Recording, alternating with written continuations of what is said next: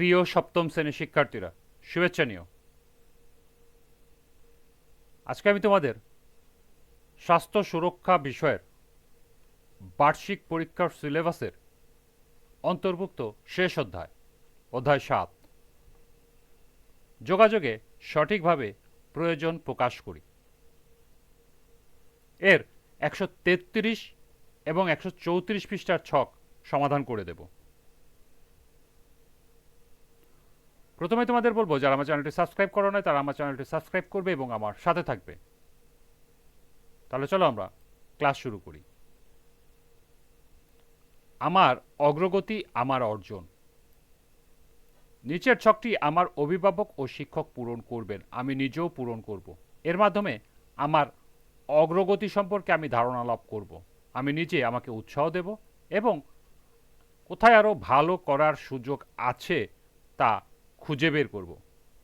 আমার অভিভাবক ও শিক্ষক আমাকে স্বীকৃতি দেবেন, কি ভালো করেছি এবং কিভাবে আরও ভালো করতে পারি সেই উপায় জানাবেন। এর মাধ্যমে আমার অগ্রগতি সম্পর্কে শিক্ষক ধারণা দেবেন, কিভাবে এবং কোন কোন ক্ষেত্রে আরও ভালো করতে পারি সেই উপায় জানাবেন। শিক্ষণ কার্যক্রমের উপর ভিত্তি করে আমার কাজগুলো মান অনুযায়ী নিম্নলিখিতভাবে মূল্যায়ন করতে হবে। এরপর 133 পৃষ্ঠার শুরুতে আছে একটি ছক, ছক 1, আমার অংশগ্রহণ ও স্বাস্থ্য সুরক্ষা বইয়ে করা কাজ। এখানে তিনটি বিষয় রয়েছে। প্রথমটি হলো অংশগ্রহণের সময় অন্য শিক্ষার্থীদের সাথে শ্রদ্ধাশীল আচরণ।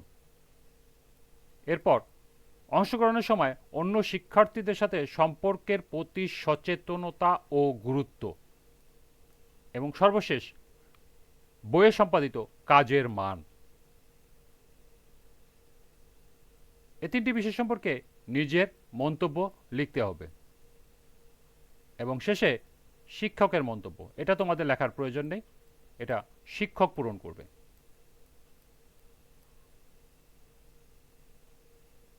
চলো এখন আমরা এই ছকের সমাধান দেখে নিই।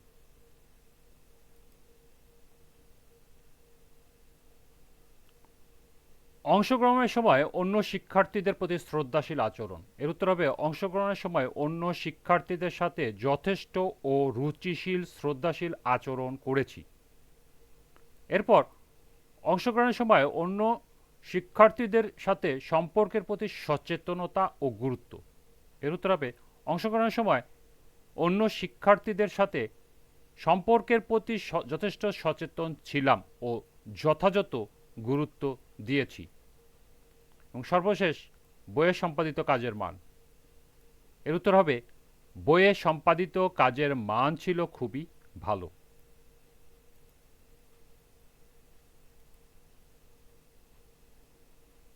এরপর 134 পৃষ্ঠায় ছক 2, আমার যোগাযোগের চর্চা। প্রথমে আছে যোগাযোগের চর্চা সংক্রান্ত পরিকল্পনার যথার্থতা।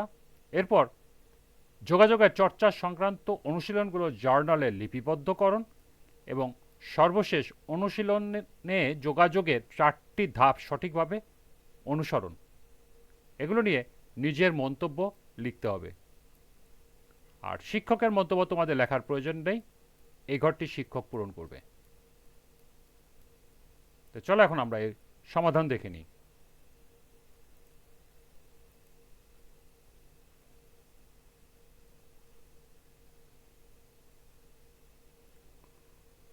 যোগাযোগের চর্চা সংক্রান্ত পরিকল্পনার যথার্থতা। এর উত্তর হবে যোগাযোগের চর্চা সংক্রান্ত পরিকল্পনা যথার্থ ও কার্যকর ছিল। দ্বিতীয়টি যোগাযোগের চর্চা সংক্রান্ত অনুশীলনগুলো জার্নালে লিপিবদ্ধকরণ। এর উত্তর হবে এই অধ্যায়ে যোগাযোগের চর্চা সংক্রান্ত অনুশীলনগুলি জার্নালে সঠিকভাবে লিপিবদ্ধ করেছি। সর্বশেষ অনুশীলনে যোগাযোগের 4টি ধাপ সঠিকভাবে অনুশীলন।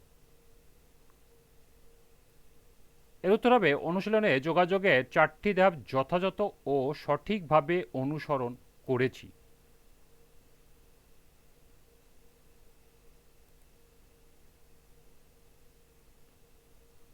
এরই সাথে এই অধ্যায়ের সমাপ্তি। আজকের ক্লাসে এখানেই শেষ করছি। সবাইকে আবারও বলছি, যারা আমার চ্যানেলটি সাবস্ক্রাইব করো নাই তারা আমার চ্যানেলটি সাবস্ক্রাইব করবে এবং আমার সাথে থাকবে। সবাইকে পরবর্তী ক্লাস দেখার আমন্ত্রণ জানিয়ে আজকের মতো আমি এখানেই বিদায় নিচ্ছি। আল্লাহ হাফেজ।